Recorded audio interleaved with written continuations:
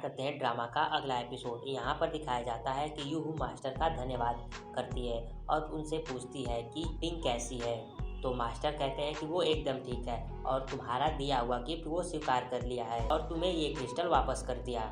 ये सुनने के बाद ध्यान कहता है कि सभी को अपना मैच मेकर मिल जाता है, जैसे कि मछली को मछली और कछुए को कछुए। ये सुनने के बाद यूहू उसे मारने लगती है तो मास्टर उसे रोकते हैं और बताते हैं कि बिंग बॉर्डर पर एक आदमी की तरह लोगों की रक्षा कर रही है। उसने बहुत सारे लोगों की जान बचाई और अपने प्लान से एक ग्रेट विक्ट्री भी दिलाई।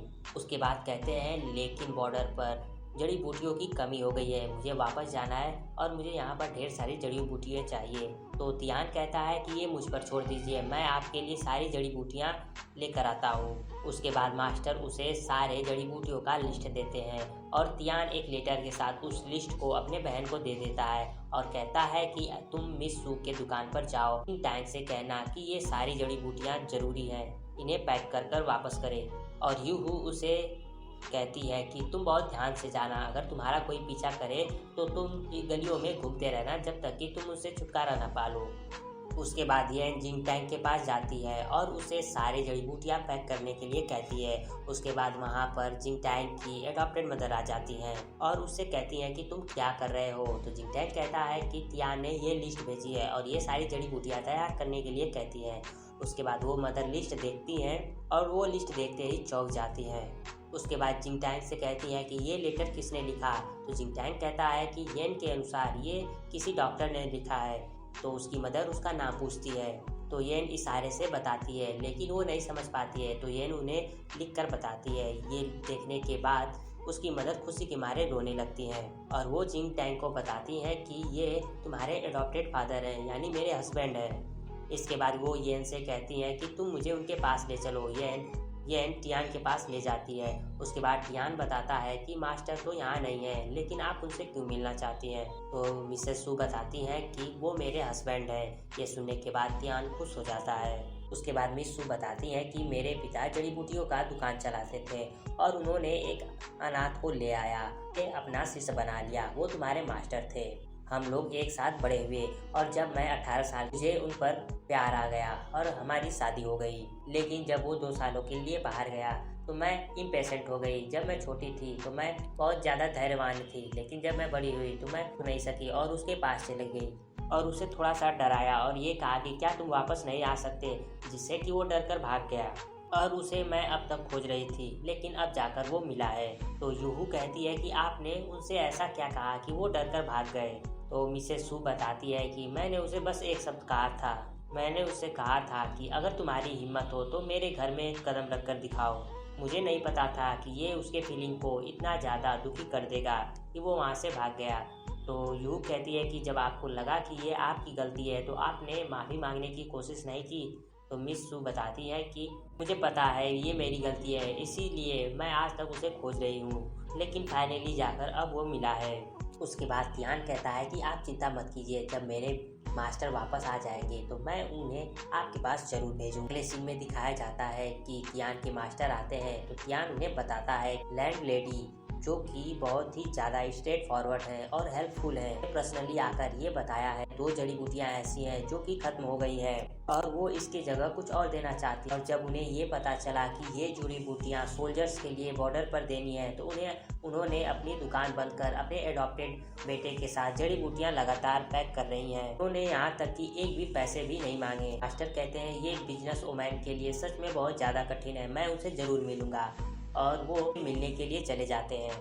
अगले सीन में दिखाया जाता है कि मिसेस सू बहुत ज़्यादा उत्सुक होती है अपने पति से मिलने के लिए और वो जिंग टैंग से कहती है कि तुम्हें पता है ना मैंने तुम्हें जो जो सिखाया है। तो जिंग टैंग कहता है कि हाँ मुझे पता है कि आप और एडॉप्टिव फादर वापस से मिलने वाले हैं। उसके बाद वहाँ पर मास्टर पहुँचते हैं और मिसेस सू छुप जाती हैं। मास्टर पूछते हैं कि तुम्हारी लैंड लेडी कहाँ है। तो जिंग टैंग कहता है कि उन्हें कुछ ज़रूरी काम आ गया था इसीलिए वो चली गई, आप कुछ देर इंतजार करिए वो वापस आ जाएंगी। तो अंदर किसी के हंसने की आवाज़ आती है। तो मास्टर कहते हैं कि ये चूहों की आवाज़ है। उसके बाद जिन टैंग टॉपिक बदलते हुए कहता है कि आप जिस सिटी से हैं उसी सिटी से मेरी लैंड लेडी भी हैं और उन्होंने कहा कि वो आपके बचपन की दोस्त हैं। तो मास्टर कहते हैं कि तुम्हारे लैंड लेडी का नाम क्या है? तो वो बताता है कि उनका नाम सी है। तो मास्टर कहते हैं कि मुझे इस नाम का तो कोई भी याद नहीं है। कुछ देर मास्टर इंतजार करते हैं और कहते हैं कि अभी भी तुम्हारी लैंड लेडी वापस क्यों नहीं आई, क्या कोई बड़ी डील है? असल में ये बात है कि रात को कल मेरे मालकिन और उनके हस्बैंड में लड़ाई हो गई और मेरी मालकिन थोड़ी सी जिद्दी है, इसलिए उन्होंने कुछ अपने हस्बैंड को कह दिया और वो घर छोड़कर चले गए। लेकिन आपको इंतजार ना करना पड़े इसलिए उन्होंने कुछ सारे जड़ी बूटियों को पैक किया है और वो जाने से पहले आपके लिए कुछ छोड़ कर गई हैं। और जिंग टैंग उन्हें एक पेंडेंट देता है जिसे कि मास्टर देखकर बहुत ज़्यादा चौंक जाते हैं और जिंग टैंग से पूछते हैं कि तुम्हारी मालकिन असल में है कौन? तो जिंग टैंग उसके बाद नाम बताता है और वहाँ पर मिसेस सू आ जाती हैं। उसके बाद वो दोनों एक दूसरे को गले लगाते हैं और मिसेस सू उसे मारने लगती हैं और पूछती हैं कि इतने दिन तुम कहाँ थे? इसके बाद जिंग टैंग उन्हें वो अंगूर पकड़ाता है और कहता है कि एडॉप्टेड फादर, आप ये बॉर्डर से ले आए हैं, ये अकेले नहीं खत्म होगा, आप इसे मदर के साथ खत्म करिए। आगे दिखाया जाता है कि बाद मिसेस सू कहती है कि चाहे कुछ भी हो जाए अब हम लोग आगे से अलग नहीं होंगे, जब भी तुम कहीं भी जाओगे मैं तुम्हारे साथ जाऊँ। मास्टर कहते हैं कि बॉर्डर पर ढेर सारे सोल्जर्स घायल हैं और जड़ी बूटियों की बहुत ज़्यादा ज़रूरत है। कल इन सारे जड़ी बूटियों को पहुँचाकर जब मैं वापस आ जाऊँगा फिर हम लोग एक साथ रहेंगे। तो मिसेस सू कहती है कि अभी अभी तो तुम आए हो, तुम घायलों का इलाज करना नहीं छोड़ सकते और मेरे बारे में नहीं सोचते हो। उसके बाद मिसेस सू मास्टर को किस करती हैं। इनमें दिखाया जाता है एक सोल्जर बहुत ज़्यादा घायल होता है लेकिन बिंग के पास जड़ी बूटियाँ नहीं होती है, तो वो जड़ी बूटियाँ खोजने के लिए पहाड़ों पे चली जाती है जहाँ पर उसे जड़ी बूटी मिल जाती है। तो सैनिकों को कहती है कि अगल बगल जरूर और जड़ी बूटियाँ होगी और उन्हें खोजने के लिए कहती है। तभी उसका पाँव फिसल जाता है और गिर जाती है। अगले सीन में दिखाया जाता है कि उस घायल सोल्जर को बचा लिया जाता है। वहाँ का वैद्य बताता है कि बिंग का लाया हुआ जड़ी बूटी काम कर गया। तो सा उससे पूछता है कि बिंग कैसी है? तो वो वैद्य बताता है कि वो बहुत जिद्दी है, उसका थोड़ा सा मांस कटा है, उसे बस थोड़ी सी चोट आई है। उसके बाद सा उसे देखने के लिए चला जाता है। उसके बाद वो बिंग के पास आता है और उसे कहता है कि जब तुम्हें वापस जाना ही था तो मुझे क्यों नहीं बताया, और कहता है कि सोल्जर्स को तुमने बचाने के लिए जड़ी बूटी लाई, वो अब ठीक है, एक और अच्छा काम किया है, इसके लिए मैं तुम्हें जरूर कुछ दूंगा। तभी वहाँ पर जनरल आ जाते हैं और कहते हैं कि तुम उसे क्या देने वाले हो, और जनरल उसे बाहर भेज देते हैं। उसके बाद वो बिंग के घाव पर मलहम लगाते हैं और पट्टी बांधते हैं और कहते हैं कि तुम माउंटेन में जाने से पहले मुझे बताया क्यों नहीं। तो बिंग कहती है कि ये बहुत ही ज़्यादा सीरियस था, रात हो गई थी और जाना जरूरी था। उसके बाद जनरल कहते हैं जब भी आगे तुम्हें ऐसे कहीं जाना हो तो मुझे ज़रूर बताना, और कहते हैं कि मुझे माफ़ कर दो, मुझे नहीं पता था कि तुम यंगजाओ की एक अमीर घर से हो, तुम्हें बहुत सारे परेशानियाँ सहनी पड़ रही हैं। तो बिंग कहती है ये कुछ भी मैटर नहीं करता, चाहे ये यंगजाओ हो या फिर कहीं और, मुझे नहीं पता था कि दुनिया इतनी बड़ी है। जब मैं यहाँ पर आई अब मैं और ज़्यादा घर पर रहने वाली लेडी बस नहीं हूँ।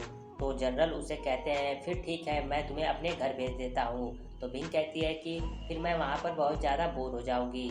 तो जनरल कहते हैं फिर मैं तुम्हें यंगजाओ में वापस भेज देता हूँ।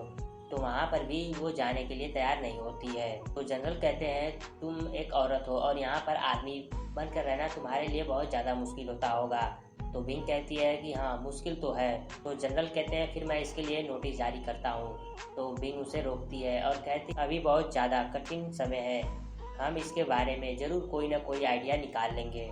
अगले सीन में दिखाया जाता है कि जनरल डू बिंग का आइडेंटिटी एक्सपोज कर देते हैं और उसे सज़ा देने की बात कहते हैं, लेकिन वहाँ पर सभी लोग उसे सज़ा ना देने की बात करते हैं और उसे इतने ढेर सारे मिलिट्री में कंट्रीब्यूशन करने की वजह से छोड़ने के लिए कहते हैं। लेकिन जनरल कहते हैं रूल तो रूल होता है, इसीलिए वो कहते हैं कि ये मेरी वाइफ है, इसका सारा सज़ा मैं लेता हूँ, और वो खुद को 100 टाइम्स कोड़े मारने के लिए कहते हैं। उसके बाद सैनिक ना चाहते हुए भी उन्हें डंडे मारते हैं। तभी उनका वहाँ पर सलाहकार रोकते हुए बताता है कि पिछली बहुत सारे ऐसी स्टोरी हैं जिसमें कि सज़ा के तौर पर लोग अपना बाल भी काट कर रख सकते हैं, और ये सुझाव देता है। तब वहाँ पर जनरल अपने वाइफ यानी बिंग का थोड़ा सा बाल काट देता है और ये सज़ा पूरा हो जाता है, और ये एपिसोड यहीं पर ख़त्म हो जाता है।